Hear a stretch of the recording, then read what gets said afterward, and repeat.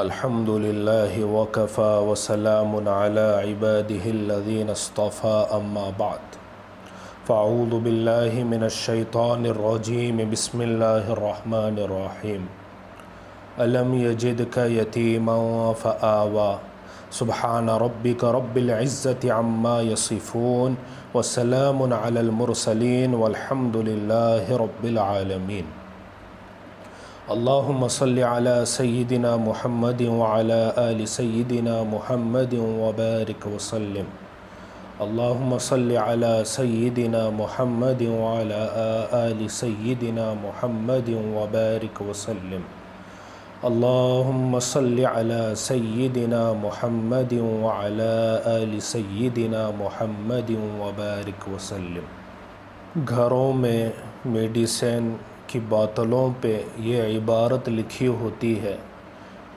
کہ shake well before use, نیز juices کی بوتلوں پر بھی یہ لکھا ہوتا ہے کہ شیک ویل بیفور یوز، کہ استعمال کرنے سے پہلے اس کو اچھی طرح ہلا لیں۔ یوں سمجھ لیجئے کہ اللہ رب العزت کے یہاں بھی سنت یہی ہے کہ جس بندے کو انعام سے نوازنا ہوتا ہے، انعام دینے سے پہلے اس کو اچھی طرح آزماتے ہیں۔ اس کی دلیل بھی قرآن عظیم الشان میں ہے۔ اللہ تعالیٰ ارشاد فرماتے ہیں وَإِذِ ابْتَلَىٰ إِبْرَاهِيمَ رَبُّهُ بِكَلِمَاتٍ، اور یاد کرو اس وقت کو جب آزمایا ابراہیم کو اس کے رب نے چند باتوں میں، فَأَتَمَّهُنَّ، اور وہ اس میں کامیاب ہوئے۔ فَأَتَمَّهُنَّ کا معنی ہے 100% 100%، کہ ابراہیم علیہ السلام 100% سے کامیاب ہو گئے۔ اور رب کریم نے فرمایا انی جاعلک للناس اماما، اے میرے ابراہیم میں آپ کو انسانوں کا امام بناتا ہوں۔ تو دیکھیے امامت کا منصب عطا کرنا تھا تو اللہ رب العزت نے امام الناس بنانے سے پہلے ان کو آزمایا، کیونکہ جب بھی کوئی نعمت ملنی ہوتی ہے اس سے پہلے اللہ رب العزت آزماتے ہیں۔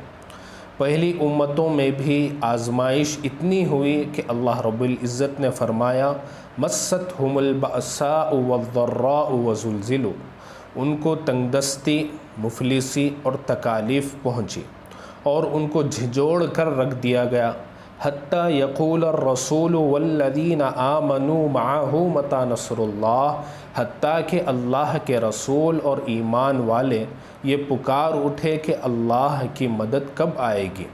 صحابہ کرام رضوان اللہ علیہم اجمعین کے ساتھ بھی یہی معاملہ ہوا۔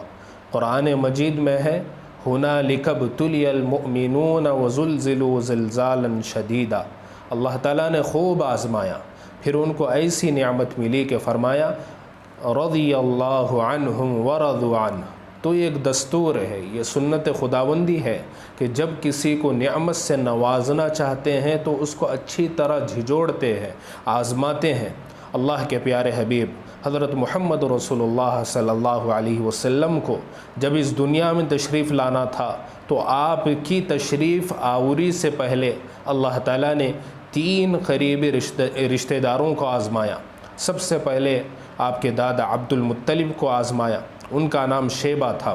اس کی وجہ یہ تھی کہ سر کے اندر کچھ بال پیدائشی سفید تھے جو ماں کے پیٹ سے پیدا ہوئے تھے، تو بچپن سے ہی بالوں کی ایک لٹ سفید تھی، اس وجہ سے ان کا نام شیبہ رکھا گیا۔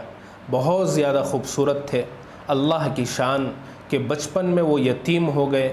ان کی والدہ سلمہ مدینہ طیبہ سے تھی، وہ خاوند کی وفات کے بعد واپس اپنے میکے مدینہ طیبہ آ گئی، تو یہ بھی اپنی والدہ کے ساتھ آ گئے۔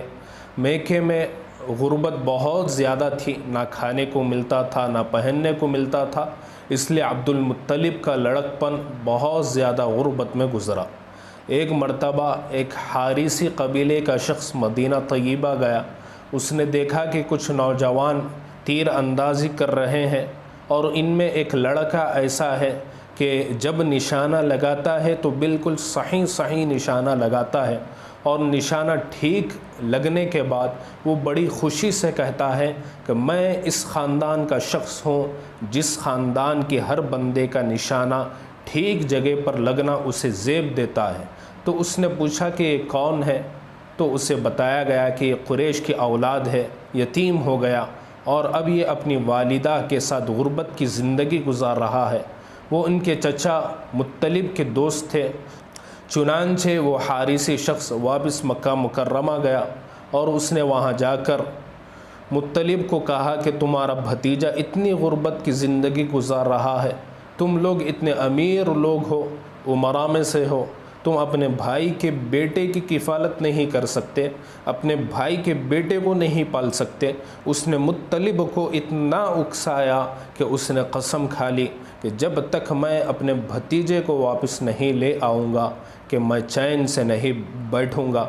چنانچہ مطلب مدینہ گئے، اس کی والدہ سے بات کی کہ میں اپنے بھائی کے بیٹے کو واپس مکہ لے جانا چاہتا ہوں۔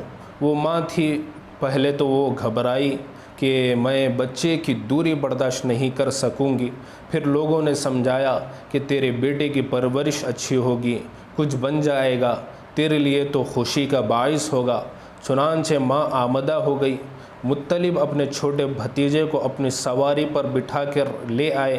جب مکہ مکرمہ میں داخل ہوئے تو لوگوں نے دیکھا کہ آگے مطلب ہے اور پیچھے ایک نوجوان لڑکا ہے، تو لوگوں نے سمجھا کہ یہ اپنے لیے وہاں سے کوئی غلام لایا ہے، چنانچہ ان کا نام عبد المطلب پڑ گیا۔ حالانکہ یہ چچا کے کوئی غلام تو نہیں تھے، مگر نام عبد المطلب پڑ گیا۔ تو یہ نبی اکرم صلی اللہ علیہ وسلم کے دادا جب مکہ مکرمہ میں انہوں نے رہنا شروع کیا، چونکہ ان کے اندر قائدانہ صلاحیتیں تھیں، یہ معاملہ فہمی رکھتے تھے، کرائسس مینجمنٹ ان کو آتی تھی، ڈیسیجن میکنگ بہت اچھی تھی، لوگوں کے ساتھ اچھے اخلاق کے ساتھ پیش آتے تھے۔ چنانچہ جب یہ جوان ہوئے تو قریش کے لوگوں نے متفقہ طور پر ان کو بیت اللہ کا انچارج بنا دیا اور بیت اللہ کی کنجیاں عبد المطلب کے ہاتھ میں آ گئی۔ یوں عبد المطلب بیت اللہ کے کنجی برادر بن گئے۔ وقت اچھا گزرنے لگا۔ دوسری آزمائش ان کے بیٹے پر آئی۔ ان کے کئی بیٹے تھے، جن میں سے ایک کا نام تھا عبداللہ، جو چھوٹا بھی تھا، بہت زیادہ خوبصورت بھی تھا۔ وہ آزمائش ایسے آئی کہ عبد المطلب نے سن رکھا تھا کہ اللہ کے گھر کے قریب کوئی جگہ ہے جہاں زمزم کا کنواں تھا۔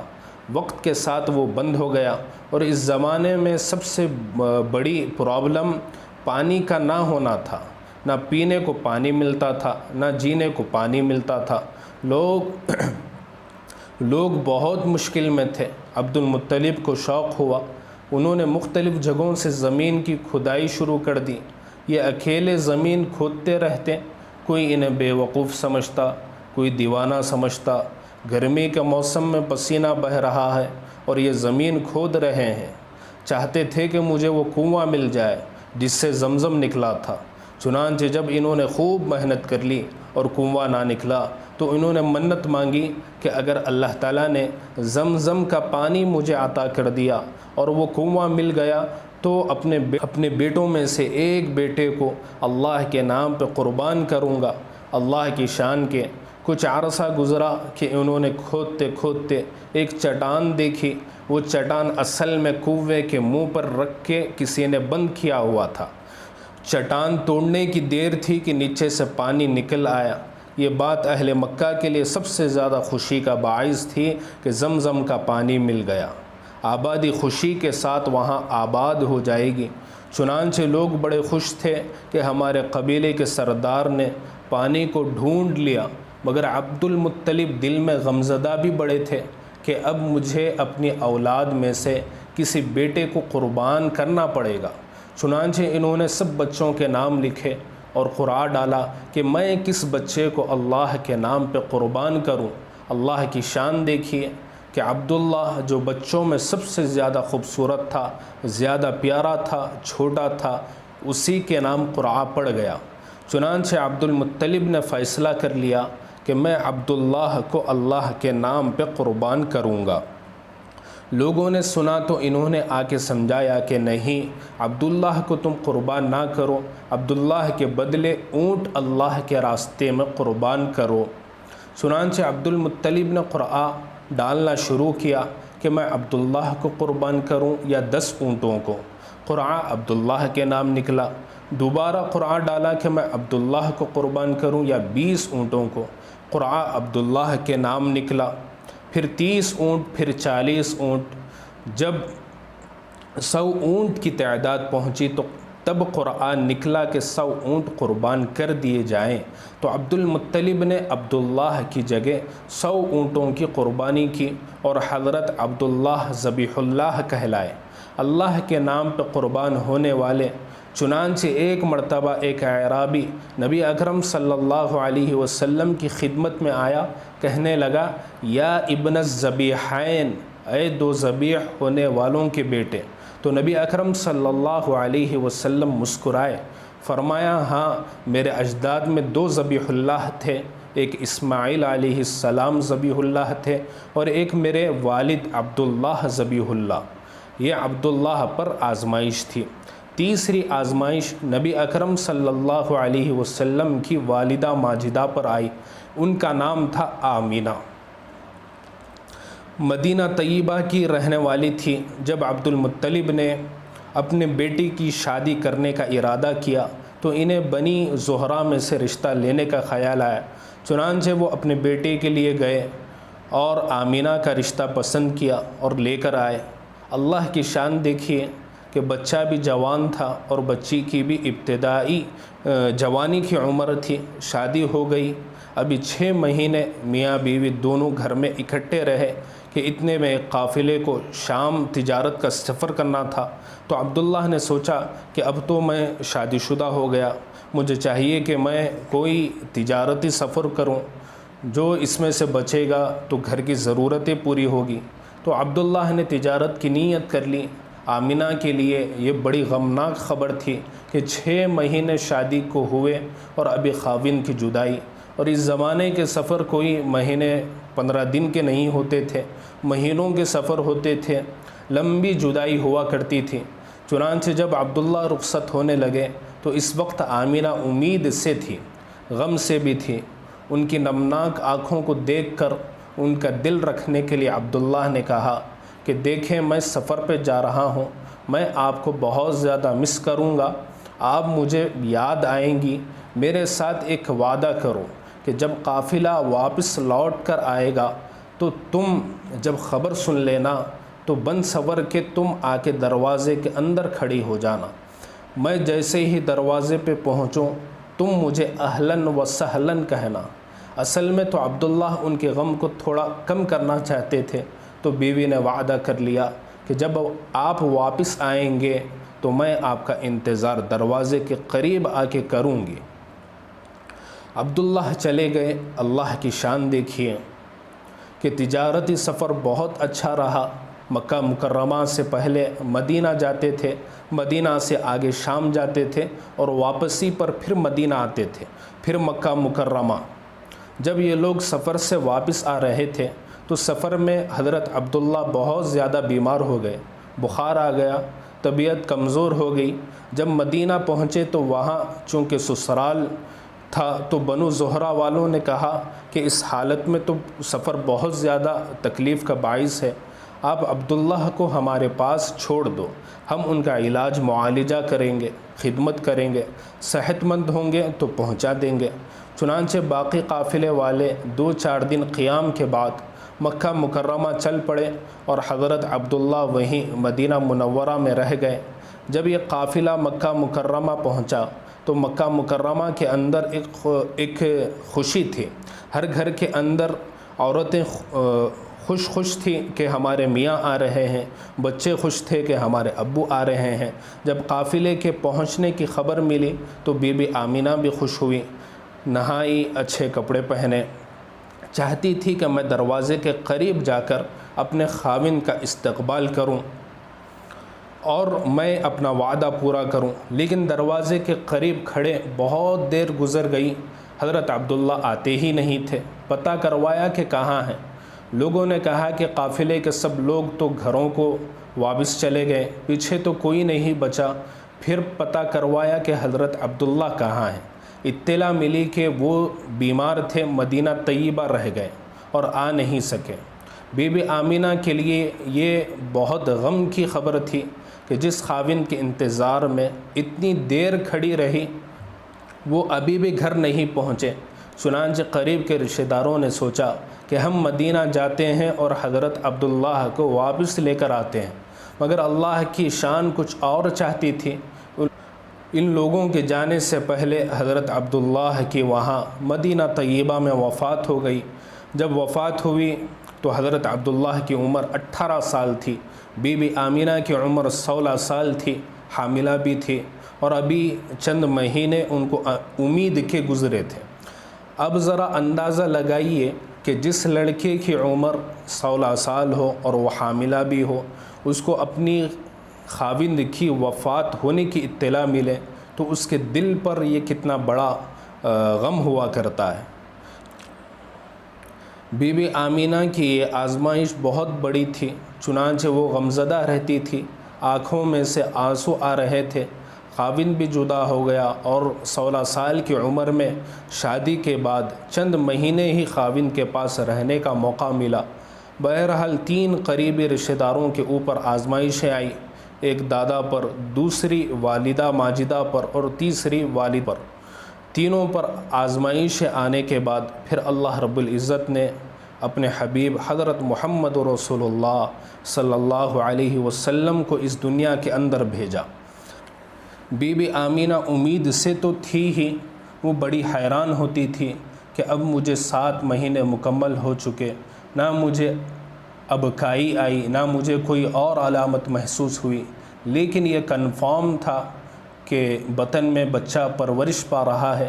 البتہ عام عورتوں کو جو علامات محسوس ہوتی ہیں کہ کھانا اچھا نہیں لگتا، طبیعت اچھی نہیں رہتی، ان کو ان میں سے کوئی علامت بھی محسوس نہیں ہوتی تھی، مگر ایک دو چیزیں وہ اور بھی نوٹ کیا کرتی تھی کہ جب بی بی آمینہ چلنے لگتی تھی تو درختوں کی ٹہنیاں ان کی طرف جھک جاتی تھی، ایسا لگتا تھا کہ ٹہنیاں بھی جھک کر بی بی آمینہ کو سلام کر رہی ہے۔ کبھی کبھی وہ یہ بھی دیکھتی کہ رات کے وقت میں بیت اللہ جانے کے لیے وہ اپنے گھر سے نکلی تو آسمان کے ستارے قریب آ گئے، یوں لگتا تھا کہ آسمان کے ستارے بھی ان کو سلام کر رہے ہیں۔ مگر ایک بات بڑی پکی تھی، وہ یہ کہ گھر کی ضرورت کے لیے جب وہ زمزم بھرنے کے لیے جاتی تھی تو زمزم کا پانی جو عام طور سے نیچے ہوتا تھا، جب بی بی آمینہ وہاں پہنچتی تو پانی بالکل کنارے کے قریب آ جاتا تھا، ان کو ڈول ڈال کر کھینچنا نہیں پڑتا تھا، وہ اوپر سے ہی پانی لے لیتی تھی۔ اور یہ بات اتنی عام تھی کہ مکہ مکرمہ کی اور لڑکیاں بھی پانی بھرنے جاتی تو وہ بی بی آمینہ کو پکڑ کے کھڑا کر دیتی کہ آمینہ آپ نہ ہلو، پانی اوپر ہے، ہمیں بھر لینے دو ورنہ پانی نیچے ہو جائے گا۔ تو بی بی آمینہ بھی یہ تمام علامات محسوس کرتی اور ان کو بھی فیل ہوتا کہ میرے بطن میں جو بچہ ہے لگتا ہے کوئی بڑی ہی بابرکت ہے۔ لیکن ظاہر میں میاں فوت ہو چکے تھے، گھر کے اندر خرچے کی کمی تھی۔ اب ایک سرخ ستارہ آسمان کے اوپر چمکنے لگا۔ پہلی کتابوں میں ایک نشانی بتائی گئی تھی کہ جب نبی آخر الزماں دنیا میں تشریف لائیں گے تو ان کے آنے سے پہلے سرخ ستارہ چمکے گا۔ جب سرخ ستارہ چمکنا شروع ہوا تو یہودی اہل کتاب کے گھروں کے اندر تو غلغلہ مچ گیا کہ اب اس نبی کے پیدا ہونے کا وقت قریب ہے۔ چنانچہ مدینہ طیبہ میں جتنی عورتیں امید سے تھیں انہوں نے ان کا پتہ کروایا، پھر یہ پتہ کروایا کہ کس کے یہاں بچے کی ولادت قریب ہے۔ پتہ چلا کہ سینکڑوں عورتیں حاملہ ہیں، مگر ابھی تو سب کو کئی مہینے باقی ہیں۔ تو پھر انہوں نے مکہ مکرمہ میں پتہ کروایا تو ان کو پتہ چلا کہ بنو ہاشم میں عبد المطلب کے یہاں جو بیوی تھے وہ امید سے ہے اور ولادت بھی قریب ہے، چونکہ ان کا رشتہ بنو اسماعیل سے تھا۔ اس پر ان یہودیوں کے اوپر بڑا غم ہوا، مگر اللہ تعالیٰ کو جو مقصود تھا وہی ہو کر رہا۔ جس رات نبی اکرم صلی اللہ علیہ وسلم کی ولادت باسعادت ہونی تھی، گھر کے اندر چراغ میں ڈالنے کے لیے تیل بھی نہیں تھا۔ بی بی آمینہ کے گھر میں تنگ دستی اتنی تھی کہ چراغ جلانے کے لیے تیل بھی موجود نہیں تھا، مگر آپ صلی اللہ علیہ وسلم کی ولادت صبح سحری کے وقت ہوئی۔ سحری کے وقت ولادت کا مقصد یہ تھا کہ لوگوں، رات کا اندھیرا جب چلا جاتا ہے تو صبح کی سفیدی آ جاتی ہے، تو یہ ایسے مہمان دنیا میں تشریف لائے ہیں کہ آج کے بعد ظلم اور شرک کی رات ختم ہو جائے گی اور اب دنیا کے اندر ایمان کا اجالا آ جائے گا۔ کچھ علامتیں اور بھی تھیں۔ ایک تو یہ کہ فارس کا جو بادشاہ کسریٰ تھا، اس کے محل کے 14 کنکرے گر گئے تو تعبیر پوچھی۔ انہوں نے کہا کہ کوئی ایسا بچہ پیدا ہوا ہے جو آپ سے تخت و تاج چھین لے گا، لیکن 14 نسلوں کے بعد وہ بڑا خوش ہو گیا، حالانکہ اس کو نہیں پتا تھا کہ اس کے بعد اس کے جو جانشین بنیں گے وہ تھوڑے تھوڑے عرصے میں مرتے جائیں گے۔ چنانچہ عثمان غنی رضی اللہ عنہ کے زمانے میں اللہ رب العزت نے یہ علامت بھی پوری کر دی۔ ایک اور بات ہوئی کہ کسریٰ نے ایک خواب دیکھا کہ اس کے گھوڑے ہیں اور ان کے گھوڑوں کو اونٹوں والے لوگ جزیرے عرب سے باہر نکال رہے ہیں، تو تعبیر دینے والے نے تعبیر دی کہ عرب لوگ اتنے مضبوط بن جائیں گے کہ باہر سے جانے والی طاقتوں اور قوتوں کو واپس ڈھکیل دیں گے۔ ایران کے اندر ایک آتش کدہ تھا جس کی آگ 1000 سال سے مسلسل جل رہی تھی، اس رات وہ آگ بھی اچانک بجھ گئی۔ یہ علامات تھی جس کے ذریعے اللہ رب العزت نے مخلوق کو یہ پیغام پہنچا دیا کہ دیکھو، اب دنیا کو ہدایت دینے والے، دنیا کے لیے شمع ہدایت بن کر آنے والے دنیا میں آ رہے ہیں۔ اب کفر اور شرک کا وقت ختم ہو گیا، اب ایمان کا وقت شروع ہو گیا۔ چنانچہ جب نبی اکرم صلی اللہ علیہ وسلم کی ولادت باسعادت ہوئی تو آپ صلی اللہ علیہ وسلم لیٹے ہوئے تھے۔ آپ نے بستر کے اوپر سجدہ بھی کیا، اور آپ صلی اللہ علیہ وسلم کو آپ کے دادا نے جب دیکھا تو بڑے خوش ہوئے کہ میرا پوتا اتنا خوبصورت ہے۔ پھر وہ آپ کو لے کر بیت اللہ گئے۔ اس زمانے کا دستور یہی تھا کہ جب بھی بچہ پیدا ہوتا تھا تو عورتیں حصول برکت کے لیے سب سے پہلے اسے بیت اللہ بھیجتی تھی کہ وہاں اس کے لیے دعا کی جائے۔ چنانچہ عبد المطلب اپنے پوتے کو لے کر گئے، مگر انہیں کیا پتا تھا کہ میں حصول برکت کے لیے جس بچے کو لے کر جا رہا ہوں، یہ بچہ تو جہانوں کے لیے رحمت للعالمین بن کے آ رہا ہے۔ اب ایک بات اور کہ جس بندے نے بچہ دیکھا اس نے کہا، عبد المطلب اتنا خوبصورت بچہ تو کبھی دیکھا نہیں، اتنا پیارا بچہ تو کبھی دیکھا نہیں، یہ تو بڑا کیوٹ نظر آتا ہے، یہ تو بہت بیوٹیفل ہے۔ جب سب نے تعریفیں کی تو اللہ تعالیٰ نے عبد المطلب کے دل میں نام ڈالا کہ میں اس کا نام وہ رکھوں کہ جس کی بہت زیادہ تعریفیں کی گئی۔ چنانچہ انہوں نے محمد نام تجویز کیا۔ محمد کا مطلب ہوتا ہے کہ وہ ذات جس کی دنیا میں اتنی تعریفیں کی جائے کہ مخلوق میں سے کسی کی اتنی تعریفیں نہ کی گئی ہو۔ بہت پیارا نام ہے۔ پھر ایک نام احمد بھی رکھا گیا کہ وہ ذات جو اللہ تعالیٰ کی اتنی تعریفیں کرے کہ اتنی تعریفیں کسی اور نے کی ہی نہ ہو۔ آپ صلی اللہ علیہ وسلم محمد بھی تھے اور آپ صلی اللہ علیہ وسلم احمد بھی تھے۔ جب دنیا میں پیدا ہوئے تو آپ یتیم تھے۔ اللہ تعالیٰ نے دنیا میں دکھا دیا کہ لوگوں، یتیم کا تو باپ نہیں ہوتا، لوگ سمجھتے ہیں کہ بے سہارا ہوتا ہے، لیکن یاد رکھو جس کا اب نہیں ہوتا اس کا رب ہوتا ہے، اور جس کا رب ہوتا ہے پھر اسی کا سب ہوا کرتا ہے۔ اللہ رب العزت نے اپنے حبیب صلی اللہ علیہ وسلم کو کیا نعمتیں عطا فرمائیں، چنانچہ آسمان کے ستارے جھکنے میں بھی حکمت تھی۔ یہ میسج دیا گیا کہ دیکھو آسمان کی مخلوق بھی اگر اس کے سامنے جھک رہی ہے تو اے زمین پر بسنے والوں، تمہیں بھی اس کے سامنے زانوئے ادب طے کرنا پڑے گا، جھکنا پڑے گا۔ پھر یہ بھی بتانا تھا کہ جو اس کی شاگردگی کو اختیار کریں گے وہ اسی طرح شان پائیں گے، جس طرح آسمان کے ستارے ہوتے ہیں وہ لوگ زمین کے ستارے کہلائیں گے۔ चुनांचे नबी अकरम सल्लल्लाहु अलैहि वसल्लम ने फरमाया, अस्हाबी कन नुजूम बिअय्यिहि मुक्तदैतुम इह्तदैतुम। फिर ये भी बताया कि देखो कि जब आसमानी मखलूक भी उनका एहतराम कर रही है तो दुनिया वालों तुम्हें सरदारी उस वक्त मिलेगी जब तुम लोग उनके कदमों में आओगे। तो अल्लाह रब्बुल इज़्ज़त ने चंद बातों के ज़रिए दुनिया को ये पैगाम दे दिया। नबी अकरम सल्लल्लाहु अलैहि वसल्लम की पैदाइश को कुछ दिन हुए थे कि अजीब बात हुई कि मक्का मुकर्रमा से कोई 100-150 किलोमीटर दूर एक बस्ती है जो बनु साद की बस्ती कहलाती है। उसकी चंद औरतों ने आपस में मशवरा किया कि हम चलें और मक्का मुकर्रमा से कुछ बच्चे अपने पास लेकर आएं, उनको यहाँ पालेंगे और जब वापस लेकर जाएंगे तो हमें उनके वालिदैन से इनाम मिलेगा, तो एक इनकम का ज़रिया बन जाएगा। इस ज़माने में अपने बच्चों को इस तरह देहातों में भेज दिया जाता था। इससे एक तो उनको बीमारियां नहीं होती थी जैसे वायरस की बीमारियां होती है, चूँकि मक्का मुकर्रमा जो था ये चौराहा था, मुख्तलिफ़ मुल्कों के काफ़िले यहाँ से गुज़रा करते थे और काफ़िलों से वायरस टाइप की बीमारियां भी आया करती थी। तो लोग छोटे बच्चों को वहाँ रखने से ज़रा घबराया करते थे, वो देहात भेज देते थे। और एक बात और भी है कि यहाँ बाहर के काफ़िलों के आने की वजह से बच्चों की ज़ुबान इतनी शुस्ता नहीं होती थी जो अरबों की होनी चाहिए थी, तो देहात में भेजने से वो साहिब ज़ुबान भी अच्छे बन जाया करते थे। चुनांचे 10 औरतों ने नीयत की कि हम मक्का मुकर्रमा जाती हैं। उनमें से एक औरत थी जिनका नाम था हलीमा, वो भी अपने खाविंद के साथ चल पड़ी।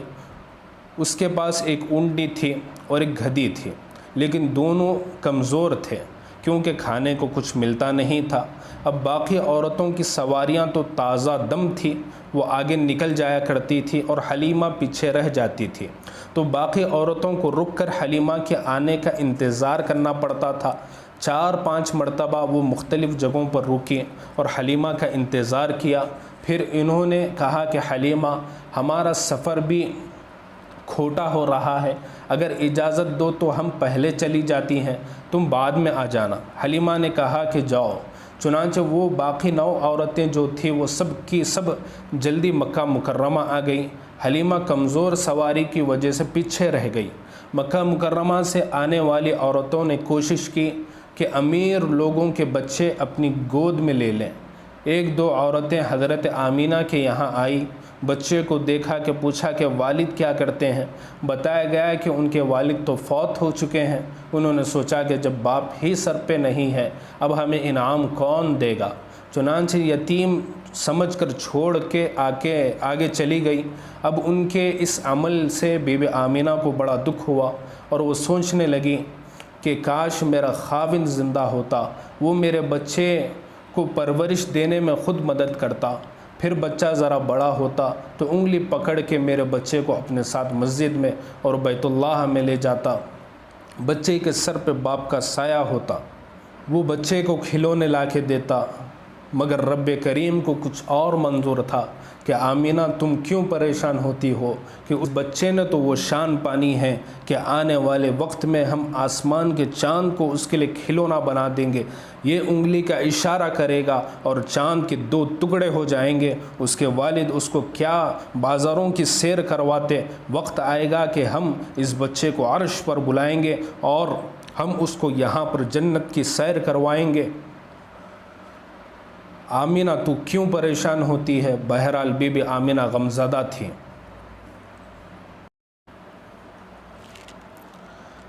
जब हलीमा सादिया पहुंची तो पता चला कि मक्का मुकर्रमा में एक ही बच्चा है। मालूम किया कि वालिद क्या करते हैं, पता चला कि वालिद तो वफ़ात पा गए। तो हलीमा सादिया के दिल पर भी ये बात अजीब सी लगी। वो फरमाती हैं कि मैंने सोचा कि ज़रा बच्चे का चेहरा तो देख लें। बच्चा लेटा हुआ था, उसके ऊपर कपड़ा डाला हुआ था। हलीमा फरमाती हैं कि मैंने जैसे ही कपड़ा थोड़ा सा हटाया, बच्चे ने मुस्कुरा कर आँखें खोली और मेरी तरफ देखा। उसकी मुस्कुराहट में ऐसी जाज़िबियत थी कि मैंने उसको बोसा दिया और उठाकर सीने से लगा लिया। मैंने दिल में सोचा कि उसके वालिद से इनाम मिलेगा या नहीं ये तो पता नहीं है। हलीमा तुम इस बच्चे को पालोगी तो تم کو اس کی مسکراہٹ تو ضرور ملا کرے گی۔ اب حلیمہ لینے کے لیے تیار ہو گئی تو حلیمہ نے تعریفیں کی، کہنے لگی کہ آمینہ تمہارا بچہ تو بڑا ہی خوبصورت ہے، میں نے تو کبھی گاؤں میں ایسا خوبصورت بچہ نہیں دیکھا۔ اس پر بی بی آمینہ نے فرمایا کہ حلیمہ تو گاؤں کی رہنے والی ہے، تو نے گاؤں میں کوئی ایسا خوبصورت بچہ نہیں دیکھا، میں تو شہر کی رہنے والی ہوں، میں نے شہروں میں کوئی ایسا خوبصورت بچہ نہیں دیکھا۔ عبد المطلب قریب میں تھے، انہوں نے کہا کہ آمینہ تو شہر میں زندگی گزارتی ہے اور میں تو ملکوں کا سفر کر چکا ہوں، میں نے ملکوں میں کبھی ایسا خوبصورت بچہ نہیں دیکھا۔ اس موقع پر اگر جبرائیل علیہ السلام سے پوچھا جاتا کہ آپ بھی ذرا اپنا کمنٹ دے دیجئے تو جبرائیل علیہ السلام کہتے کہ عبد المطلب آپ تو چند ملکوں میں پھرے ہو، میں تو ساری دنیا دیکھ چکا ہوں، میں نے ایسا خوبصورت بچہ پوری دنیا میں کہیں نہیں دیکھا۔ اور اگر اس موقع پہ یہ تصور سوچے کہ اللہ رب العزت کیا فرمائیں گے تو شاید اللہ تعالیٰ یہ فرماتے کہ حلیمہ تو نے گاؤں میں ایسا نہ دیکھا، آمینہ تو نے شہروں میں نہ دیکھا، عبد المطلب تو نے ملکوں میں نہ دیکھا، جبرائیل تو نے دنیا میں کہیں نہ دیکھا، میں پروردگار بتلاتا ہوں میں نے اپنی پوری مخلوق میں ایسا خوبصورت کوئی نہیں دیکھا۔ واللیل سیاہی زلفوں کی چہرہ والضحیٰ اس کا سارے جہاں کا پیارا ہے، آپ محب ہے خدا اس کا، رب نے بنایا جب اس کو خود آپ کہا سبحان اللہ۔ اللہ رب العزت نے جب اپنے حبیب صلی اللہ علیہ وسلم کو بنایا تو اللہ رب العزت کو خوشی ہو گئی۔ واقعی اللہ کے خزانے میں ان جیسا خوبصورت کوئی اور تھا ہی نہیں۔ اب حلیمہ بچہ لینے کے لیے تیار، آمینہ بچہ دینے کے لیے تیار۔ اللہ کی شان پہ قربان جائیں، اللہ نے اپنے حبیب صلی اللہ علیہ وسلم کو کن عورتوں کے ہاتھوں میں دیا؟ اللہ تعالیٰ نے ماں ان کو بنایا جو آمینہ تھی، یعنی امانت کی حفاظت کرنے والی تھی کہ یہ میری امانت ہے، اور پرورش کرنے والی وہ جو حلیمہ یعنی حلم والی تھی، اس لیے کہ بچے کو پرورش دینے والی عورت میں اگر حلم نہ ہو تو وہ بات بات پہ ڈانٹے گی۔ بی بی آمینہ نے بچے کو دعائیں دی اور اس کو اللہ کے سپرد کر کے حلیمہ سعدیہ کے گود میں دے دیا۔ یاد رکھنا جب بھی ماں دعائیں دے کر کسی بچے کو رخصت کرتی ہے تو اللہ تعالیٰ کی سنت ہے کہ ہمیشہ اس بچے کو 4 چاند لگا دیا کرتے ہیں، یہ اللہ رب العزت کے یہاں دستور ہے۔ ذرا سوچئے کہ موسیٰ علیہ السلام کی والدہ نے اپنے بچے کو دعاؤں کے ذریعے دریا کے اندر ڈال کر رخصت کیا، جب چلے تھے تو موسیٰ تھے، لوٹ کر آئے تو کلیم اللہ بن گئے۔ حضرت اسماعیل علیہ السلام کو ان کی والدہ نے ابراہیم علیہ السلام کے کہنے پہ نہلایا کہ بڑے کی ملاقات کے لیے جا رہے ہیں اور دعاؤں سے رخصت کیا۔ جب چلے تو اسماعیل تھے اور جب لوٹ کر آئے تو اسماعیل ذبیح اللہ بن چکے تھے۔ اور ادھر شیبہ کو دیکھیے کہ ماں نے ان کو ان کے چچا کے ساتھ مدینہ سے رخصت کیا، چلا تو شیبہ تھا، مکہ مکرمہ پہنچا تو عبد المطلب بنا، پھر اللہ تعالیٰ نے بیت اللہ کی چابی ان کو دلا دی۔ چنانچہ اللہ رب العزت کے رحمت کا ایک وقت آیا کہ جب وہ والی بیت اللہ بن گئے، تو کوئی موسیٰ کلیم اللہ بنا، تو کوئی اسماعیل ذبیح اللہ بنا، تو کوئی والی بیت اللہ بنا۔ یہ بچہ ماں کی دعائیں لے کر رخصت ہو رہا ہے۔ لوگ نہیں جانتے تھے کہ ایک وقت آئے گا کہ یہی بچہ لوٹے گا تو محمد رسول اللہ بنے گا۔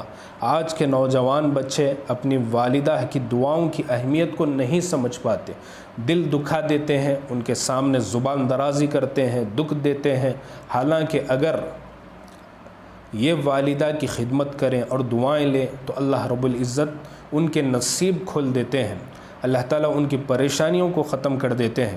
نبی اکرم صلی اللہ علیہ وسلم کے پاس ایک صحابی رضی اللہ عنہ آتے ہیں کہ بڑا گناہ ہو گیا۔ فرمایا کہ والدہ زندہ ہے؟ کہا جی زندہ ہے۔ فرمایا جاؤ والدہ سے دعا کرواؤ، والدہ کی دعا کے ذریعے اللہ تیرے بڑے گناہ کو بھی معاف فرما دیں گے۔ اب حلیمہ سعدیہ نے اس بچے کو اپنے سینے سے لگایا اور باہر نکلی۔ خاوند انتظار میں تھا۔ خاوند نے کہا کہ حلیمہ کس بچے کو لے کر آئی ہیں؟ اس کا والد کیا کرتا ہے؟ انہوں نے بتلایا کہ والد تو اس کا فوت ہو چکا ہے۔ تو حلیمہ کے خاوند نے کہا کہ عسى اللہ ان یجعل لنا فیہ برکہ، امید کرتے ہیں کہ اللہ تعالی ہمارے لیے اس میں برکت ڈال دیں گے۔ اب حلیمہ کے خاوند سفر کے لیے تیار ہو گئے۔ انہوں نے پہلے حلیمہ کو بٹھایا، پھر حلیمہ کی گود میں بچہ تھا، پھر آگے وہ خود بیٹھے۔ سواری کو اٹھانا چاہا تو سواری اٹھ ہی نہیں رہی تھی۔ بڑے حیران ہوئے کہ سواری کو کیا ہوا ہے، اٹھ کیوں نہیں رہی ہے۔ خود نیچے اترے، جیسے ہی نیچے اترے سواری اٹھ گئی۔ پھر بٹھایا کہ میں اس پر بیٹھوں۔ جب اوپر بڑھتے ہیں تو سواری نہیں اٹھتی۔ اس طرح 2 دفعہ ایسا کرنے کے بعد انہوں نے کہا کہ حلیمہ تم ذرا آگے بیٹھو۔ حلیمہ کو آگے بٹھایا، اس کی گود میں بچہ تھا، وہ خود پیچھے بیٹھے۔ جیسے ہی پیچھے بیٹھے سواری اٹھ کھڑی ہوئی اور چلنے کے لیے تیار ہو گئی۔ اللہ تعالیٰ کو یہ بتلانا مقصود تھا کہ دیکھو یہ بچہ جو پوری کائنات کا صدر مقام رکھتا ہے، تم اس کو اپنی پیٹھ کے پیچھے بٹھا کے سفر کیسے کر سکتے ہو؟ آگے بٹھانا پڑے گا، اس کو اس کا مقام دینا پڑے گا۔ اب جو سواری چلی تو بھاگتی جا رہی ہے، حتیٰ کہ وہ عورتیں جو بہت زیادہ پہلے نکل چکی تھی وہ ابھی راستے میں تھی کہ یہ سواری ان کے قریب سے ہو کے آگے گزرنے لگی۔ بنو سعد کی وہ عورتیں بڑی حیران ہوئی، پوچھنے لگی کہ حلیمہ تو نے سواری بدل لی؟ حلیمہ نے مسکرا کر دیکھا اور جواب دیا کہ میں نے سواری تو نہیں بدلی، البتہ میری سواری کا سوار بدل گیا۔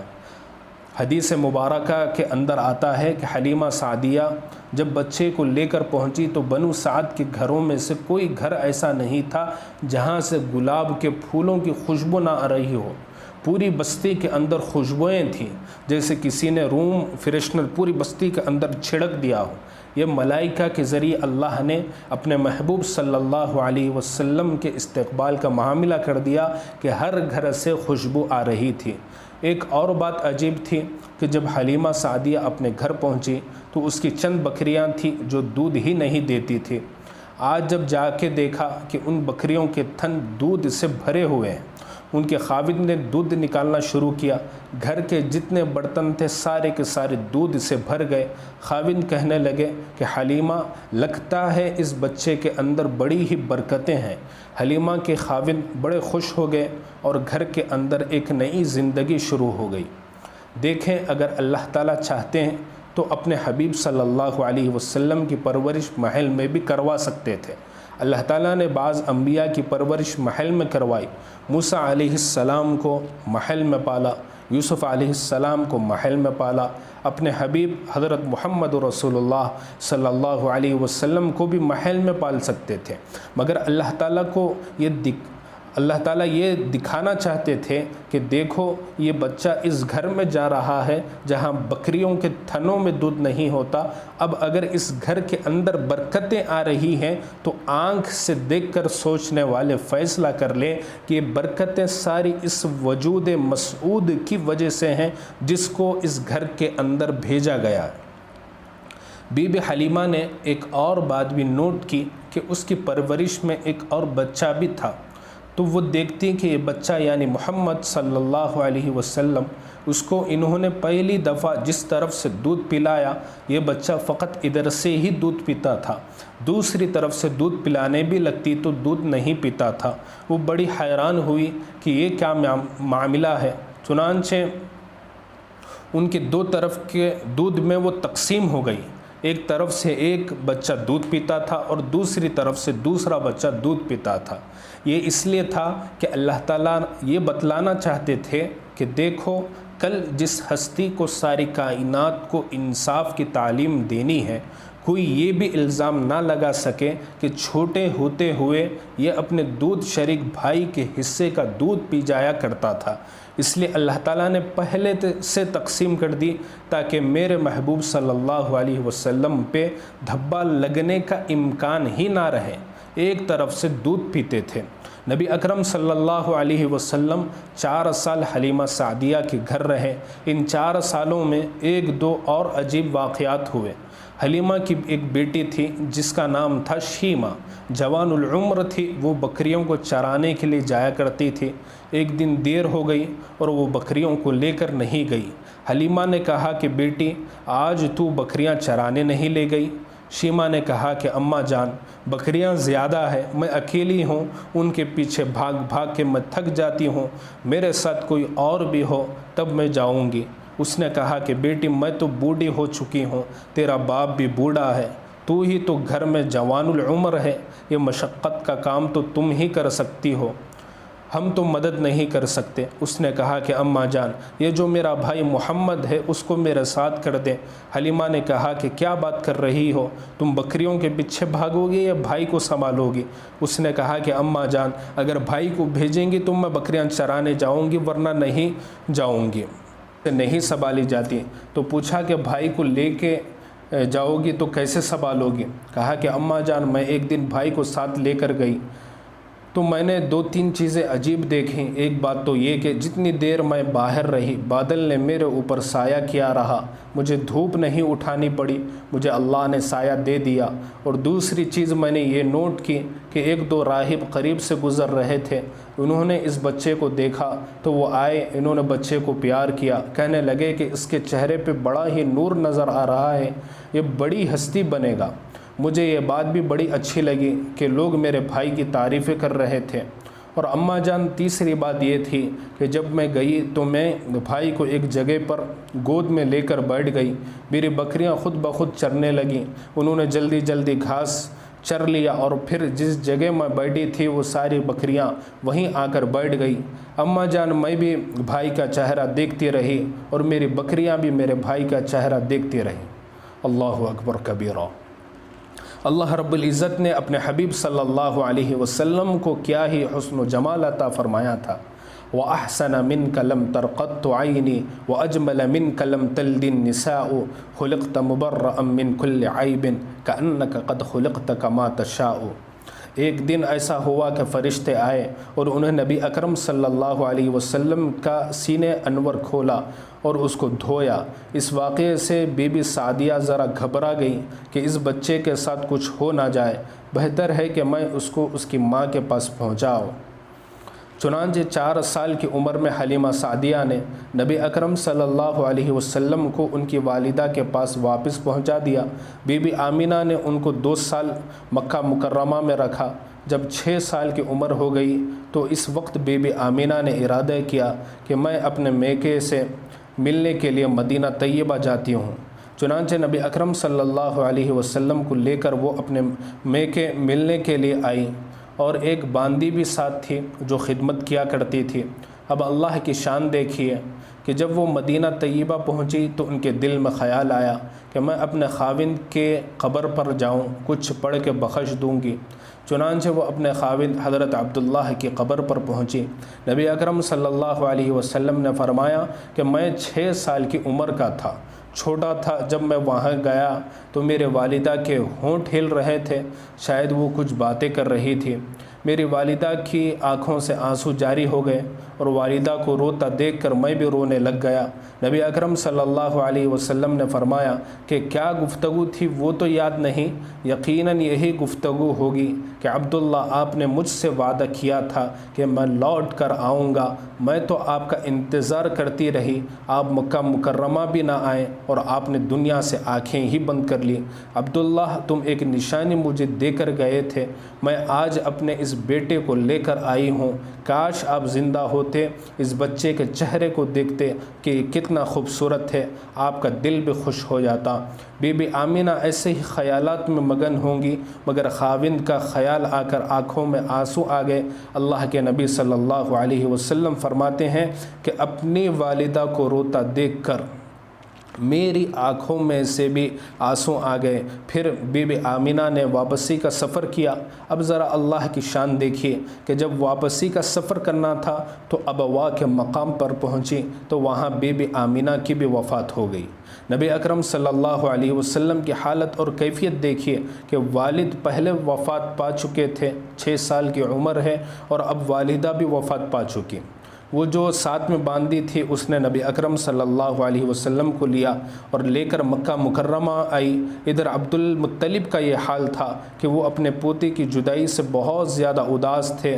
روزانہ مکہ مکرمہ سے باہر راستے پر نکل کر گھنٹوں انتظار کیا کرتے تھے کہ میری بہو کب آئے گی اور میرے پوتے کو کب لے کر آئے گی، مگر آمینہ تو آتی ہی نہیں تھی۔ ایک دن ایسا لگا کہ کوئی آ رہی ہے اور آنے والی دیکھی بھالی لگ رہی تھی۔ اندازہ لگایا تو وہ اس کی باندی تھی، تو عبد المطلب حیران ہوئے۔ عبد المطلب نے باندی سے پوچھا کہ آمینہ کہاں ہے؟ اس وقت باندی نے کہا کہ یہ وہ بچہ ہے کہ اس کے والد کا سایہ پہلے ہی سے سر سے اڑ گیا، اب راستے میں اس کی والدہ بھی فوت ہو گئی، میں اس اکیلے بچے کو لے کر آپ کے پاس آئی ہوں۔ چنانچہ نبی اکرم صلی اللہ علیہ وسلم اپنے دادا کی کفالت میں رہنے لگے۔ ایک وقت آیا کہ اللہ رب العزت نے دادا کو بھی بلا لیا، پھر آپ اپنے چچا کے پاس آ گئے۔ یہ اصل میں سہارے تھے۔ لوگوں کا سہارا باپ ہوتا ہے، ماں ہوتی ہے، دادا ہوتا ہے، چچا ہوتا ہے۔ اللہ تعالیٰ نے آپ کی مبارک زندگی میں یہ سارے سہارے توڑنے شروع کر دیے۔ یہ بتلانا مقصود تھا کہ جس کو دنیا کے اندر وحدانیت کا پیغام دینا ہے، دنیا کہے گی کہ خود تو سہاروں سے پرورش پاتے رہے اور دنیا کے اندر نفع اٹھاتے رہے، اب ہمیں غیر کا سہارا لینے سے منع کرتے ہیں۔ اللہ تعالیٰ نے فرمایا کہ دیکھو میرے محبوب کو کوئی دھبا نہ لگا سکے، میں ایک ایک کر کے سب سہاروں کو توڑ دیتا ہوں اور پھر بتا دیتا ہوں کہ لوگوں تمہاری نظر میں یہ جو یتیم تھا اللہ تعالیٰ نے اس کی پرورش کی اور اللہ تعالیٰ نے اس کو در یتیم بنا کر دکھا دیا۔ پھر نبی اکرم صلی اللہ علیہ وسلم کو اللہ رب العزت نے دنیا میں یہ شان عطا فرمائی کہ ایک وقت آیا کہ آپ کو اللہ تعالیٰ نے وحی کی سعادت سے سرفراز فرمایا۔ آپ نے پھر کلمے کی تعلیم دینی شروع کی۔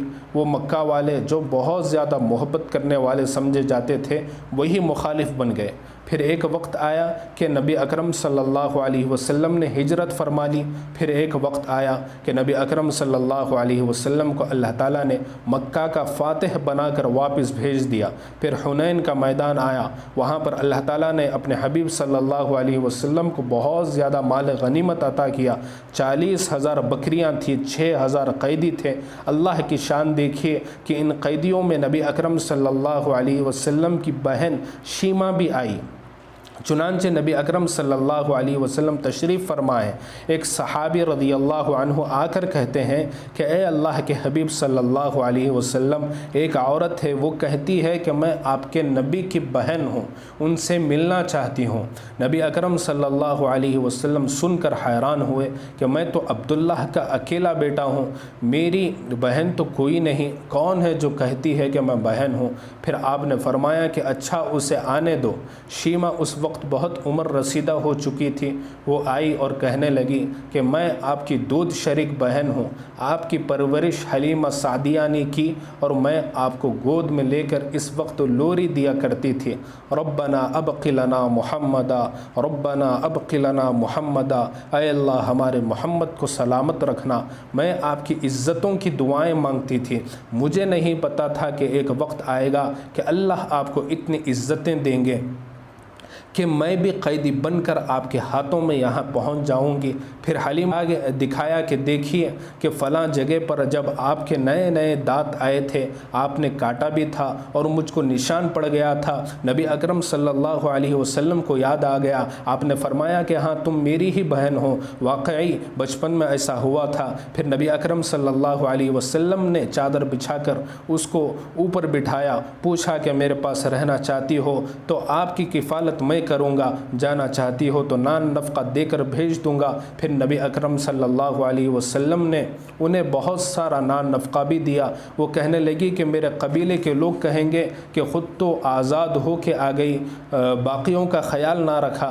نبی اکرم صلی اللہ علیہ وسلم نے قبیلے کے باقی لوگوں کو بھی آزاد فرما دیا اور دنیا کو بتا دیا کہ دیکھو بہن کو اس طرح عزتوں سے روانہ کرتے ہیں۔ تعالیٰ کے حبیب صلی اللہ علیہ وسلم کو یتیموں سے بہت زیادہ محبت تھی۔ اللہ تعالیٰ فرماتے ہیں الم یجد کا یتیمن فآوا، اے میرے حبیب صلی اللہ علیہ وسلم کیا ہم نے آپ کو یتیم نہیں پایا اور ہم نے آپ کو ٹھکانہ نہیں دیا؟ تو اللہ تعالیٰ نے واقعی آپ کو یتیم پایا اور در یتیم بنا دیا۔ اللہ تعالیٰ نے آپ کو کائنات کا سردار بنا دیا۔ اللہ تعالیٰ نے آپ کو وہ شان عطا فرمائی کہ خدا اپنی خدائی میں اگر یکتا ہے تو آپ کے پیارے حبیب حضرت محمد رسول اللہ صلی اللہ علیہ وسلم اپنی مصطفائی میں یکتے ہیں، کوئی اور رحمت للعالمین نہیں ہو سکتا تھا۔ اللہ تعالیٰ نے اپنے حبیب صلی اللہ علیہ وسلم کو یہ شان عطا فرمائی۔ نبی اکرم صلی اللہ علیہ وسلم کو یتیموں سے کتنی محبت تھی۔ ایک مرتبہ عید کا دن تھا، نبی اکرم صلی اللہ علیہ وسلم اپنے مبارک گھر سے عیدگاہ کی طرف تشریف لے جا رہے تھے۔ مکہ مکرمہ کی گلی کے اندر کچھ بچے کھیل رہے تھے، نہائے دھوئے ہوئے تھے، اچھے کپڑے پہنے ہوئے تھے، اور آپ صلی اللہ علیہ وسلم جب قریب سے گزرے تو سب نے سلام کیا۔ جب آپ صلی اللہ علیہ وسلم آگے گئے تو ایک بچے کو دیکھا کہ کپڑے بھی میلے ہیں، کچیلے ہیں، چہرے پہ بھی اداسی ہے، خاموش بیٹھا ہوا ہے۔ نبی اکرم صلی اللہ علیہ وسلم کے بڑھتے قدم رک گئے۔ آقا صلی اللہ علیہ وسلم نے پوچھا کہ اے بچے تو کون ہے؟ اس نے کہا کہ میں یتیم مدینہ ہوں، میرے والد فوت ہو گئے، اپنے والد کو یاد کر رہا ہوں کہ وہ زندہ ہوتے تو مجھے نئے کپڑے لا کے دیتے، میں بھی اچھے کپڑے پہن کے ان بچوں کے ساتھ کھیلتا۔ میں اپنے والد کو یاد کر رہا ہوں۔ نبی اکرم صلی اللہ علیہ وسلم نے فرمایا کہ اچھا تم میرے ساتھ آؤ۔ چنانچہ آپ صلی اللہ علیہ وسلم نے اس یتیم بچے کو اپنے ساتھ لیا۔ آگے جانے کے بجائے واپس اپنے گھر تشریف لائے۔ سیدہ عائشہ صدیقہ رضی اللہ عنہا سے فرمایا کہ حمیرہ چھوٹے بچے کو نہلاؤ۔ ام المؤمنین رضی اللہ عنہا نے اس چھوٹے بچے کو نہلا دیا۔ اتنے میں نبی اکرم صلی اللہ علیہ وسلم نے سیدہ فاطمہ الزہرا رضی اللہ عنہا کو پیغام بھیج دیا کہ حسن کے ہم عمر بچہ ہے، حسن کا کوئی لباس دھلا ہوا ہو تو بھیج دو۔ ادھر سے دھلا ہوا لباس آ گیا، بچے کو نیا لباس پہنا دیا گیا۔ سیدہ عائشہ صدیقہ رضی اللہ عنہا نے اس کو تیل لگایا، کنگھی کی خوشبو لگائی، آنکھوں میں سرما ڈال کر تیار کر دیا۔ اب وہ بچہ نبی اکرم صلی اللہ علیہ وسلم کے ساتھ چلنے کے لیے تیار ہو گیا۔ اللہ کے حبیب صلی اللہ علیہ وسلم اس سے سوال کرتے ہیں تو اپنے والد کے ساتھ عید کی نماز پڑھنے جاتا تھا؟ اس نے کہا کہ جی میں جاتا تھا۔ پوچھا وہ کیسے لے کے جاتے تھے؟ بتایا کہ میں اپنے والد کے کندھوں پہ سوار ہو کے جاتا تھا۔ نبی اکرم صلی اللہ علیہ وسلم نیچے بیٹھ جاتے ہیں۔ بچے کو کہا کہ آؤ تم میرے کندھوں کے اوپر بیٹھ جاؤ۔ وہ بچہ نبی اکرم صلی اللہ علیہ وسلم کے مبارک کندھوں پر بیٹھ جاتا ہے۔ اللہ کے حبیب صلی اللہ علیہ وسلم اس یتیم بچے کو کندھوں پر بٹھا کر باہر تشریف لاتے ہیں۔ وہ جو بچے باہر کھیل رہے تھے وہ بڑے ہی حیران ہوئے کہ بچہ اکیلا رو رہا تھا، کوئی پوچھتا نہیں تھا۔ اب نبی اکرم صلی اللہ علیہ وسلم اسے لے کر گئے اور اب نہایا نظر آ رہا ہے، اچھے کپڑے ہیں، سرما لگایا ہوا ہے، خوشبو لگی ہوئی ہے۔ اب نبی اکرم صلی اللہ علیہ وسلم کے کندھوں پر بیٹھا ہوا ہے تو لڑکوں نے آنکھوں میں اشارے سے پوچھا کہ کیا معاملہ ہے؟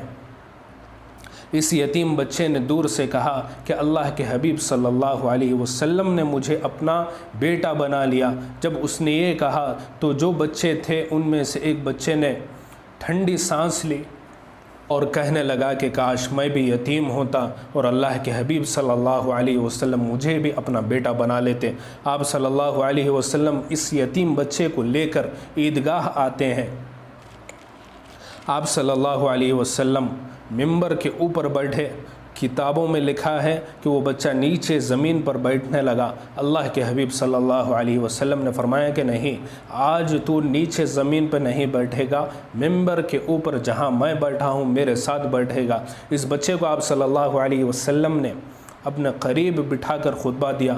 فرمایا کہ لوگوں، اگر کوئی یتیم کے سر پر شفقت کا ہاتھ رکھتا ہے تو سر کے نیچے جتنے بال ہوتے ہیں اللہ اتنے بالوں کے برابر نیکیاں اس کے بندے کے نامہ اعمال میں لکھ دیتے ہیں۔ آقا صلی اللہ علیہ وسلم نے اس یتیم بچے کے سر پر اپنا ہاتھ رکھ کر یہ بات سنائی۔ میرے آقا صلی اللہ علیہ وسلم نے انسانیت کو سبق دے دیا کہ لوگوں، اکثر لوگ تو یتیموں کے مال ہڑپ کر جاتے ہیں، یتیموں کے لیے وہ ظالم بن جاتے ہیں، لیکن دیکھو میں دنیا میں ہر ایک کے لیے شفقت اور رحمت بن کر آیا ہوں۔ آقا صلی اللہ علیہ وسلم کو یتیموں سے اتنی محبت تھی۔ اللہ تعالی ہمیں بھی غریبوں، مسکینوں اور یتیموں کے ساتھ سچی محبت کرنے کی توفیق عطا فرمائے، اور دنیا میں نبی اکرم صلی اللہ علیہ وسلم کے خلق کا نمونہ بن کے رہنے کی توفیق عطا فرمائے۔ میرے آقا صلی اللہ علیہ وسلم دنیا میں آئے تو دنیا کے اندر دعائیں پوری ہو گئی۔ کسی نے کہا خلیل اللہ نے جس کے لیے حق سے دعائیں کی، ذبیح اللہ نے وقت ذبح جس کی التجائیں کی، جو بن کر روشنی پھر دید یعقوب میں آیا، جسے یوسف نے اپنے حسن کے نئے رنگ میں پایا، کلیم اللہ کا دل روشن ہوا، جس ذوفشانی سے وہ جس کی آرزو بھٹکی، جواب لن ترانی سے وہ جس کے نام پہ داؤد نے نغمہ سرائی کی، وہ جس کی یاد میں شاہ سلیمان نے گدائی کی، وہ جس کے نام پہ داؤد نے نغمہ سرائی کی، وہ جس کی یاد میں شاہ سلیمان نے گدائی کی، دل یحییٰ میں ارماں رہ گئے جس کی زیارت کے، لب عیسیٰ پہ آئے واز جس کی شان رحمت کے، وہ دن آیا کہ پورے ہو گئے رات کے وعدے، خدا نے آج پورے کر دیے ہر بات کے وعدے، مبارک ہو ختم المرسلین، تشریف لے کر آئے جناب رحمت للعالمین، تشریف لے آئے۔ اللہ نے آپ کو ہر صفت عطا فرمائی جو صفت کسی بھی انسان کے لیے ممکن ہو سکتی تھی، اللہ تعالیٰ نے ہر صفت اپنے حبیب صلی اللہ علیہ وسلم کو عطا فرمائی، بلکہ عربی زبان کے اندر جتنے حروف ہیں، ان حروف سے جتنے نئے صفاتی الفاظ بنتے ہیں، اللہ تعالیٰ نے وہ تمام صفات اپنے حبیب صلی اللہ علیہ وسلم کو عطا فرمائی۔ چنانچہ نبی اکرم صلی اللہ علیہ وسلم تشریف لائے تو الف بولی کہ لوگوں دیکھو دنیا میں احمد آ گئے، امی آ گئے، اولا آ گئے، با کہنے لگی کہ دنیا کے اندر بشیر آ گئے، تا نے کہا کہ دنیا کے اندر تنویر آ گئے، ثا نے کہا کہ دنیا کے اندر ثاقب آ گئے، جیم نے کہا کہ دنیا کے اندر جواد آ گئے، جمیل آ گئے، ہا نے کہا کہ دنیا میں حامد آ گئے، حبیب آ گئے، حافظ آ گئے، حکیم آ گئے، حجازی آ گئے، خا نے کہا کہ دنیا میں خاشع آ گئے، ختم المرسلین آ گئے، دال نے کہا کہ دنیا کے اندر داعی آ گئے، داعیا الی اللہ باذنہ وسراجا منیرا، دال نے کہا کہ دنیا کے اندر ذکی آ گئے، را بولی کہ دنیا کے اندر رسول آ گئے، رحمت للعالمین آ گئے، رشید آ گئے، رفیق آ گئے، زا نے کہا کہ دنیا کے اندر زائر بیت اللہ آ گئے، سین نے کہا کہ دنیا میں سعید آ گئے، سید آ گئے، سراج آ گئے، شین نے کہا کہ دنیا کے اندر شافع آ گئے، شکور آ گئے، شہید آ گئے، صاد نے کہا کہ صفی اللہ آ گئے، زاد نے کہا کہ دنیا کے اندر ضامن آ گئے، تا نے کہا کہ طیب آ گئے، طاہر آ گئے، طٰہٰ آ گئے، ظا نے کہا کہ دنیا میں ظاہر آ گئے، عین بولی دنیا میں عبداللہ آ گئے، عزیز آ گئے، عادل آ گئے، غین نے کہا کہ دنیا کے اندر غیور آ گئے، فا بولی دنیا میں فاتح آ گئے، قاف نے کہا کہ دنیا میں قاسم آ گئے، قاری آ گئے، قوی آ گئے، کاف بولی دنیا میں کامل آ گئے، کفیل آ گئے، کوثر والے آ گئے، لام نے کہا کہ دنیا کے اندر لعیق آ گئے، میم بولی دنیا کے اندر محمد آ گئے، خود آ گئے، مدثر آ گئے، مزمل آ گئے، مصطفیٰ آ گئے، منصور آ گئے، نون نے کہا کہ دنیا کے اندر نذیر آ گئے، ناشر آ گئے، ناصر آ گئے، وہ بولی دنیا کے اندر وکیل آ گئے، ولی آ گئے، ہا کہنے لگی دنیا کے اندر ہادی آ گئے، ہاشمی آ گئے، حمزہ نے کہا دنیا کے اندر اول آ گئے، آخر آ گئے، امین آ گئے، یا باقی رہ گئی تھی، کہنے لگی سنو لوگو دنیا کے اندر یاسین آ گئے، دنیا کے اندر یتیم آ گئے، جس کے بارے میں اللہ تعالیٰ فرماتے ہیں الم یجد کا یتیما فآوا، اے میرے حبیب ہم نے آپ کو یتیم پایا، ہم نے آپ کو ٹھکانہ دے دیا۔ دیکھیے جتنے حروف ہیں ان حروف سے جتنی خصوصیتیں بنتی ہے، جتنے صفاتی نام بنتے ہیں، اللہ تعالیٰ نے سب صفات اپنے حبیب صلی اللہ علیہ وسلم کو عطا فرما دی۔ میں سلام کرتا ہوں اس ہستی کے عظمت کو جس کو ہم نے دنیا کے اندر قائد مانا ہے، وہ احمد مجتبیٰ حضرت محمد صلی اللہ علیہ وسلم، جنہوں نے انسانیت کو تکریم انسانیت کا درس دیا، جو رحمت بن کر دنیا میں تشریف لائے۔ اللہ تعالیٰ ہمیں اپنے ظاہر کو ان کی سنتوں سے سجانے کی توفیق عطا فرمائے اور ان کی تعلیمات کے مطابق پوری زندگی گزارنے کی توفیق عطا فرمائے۔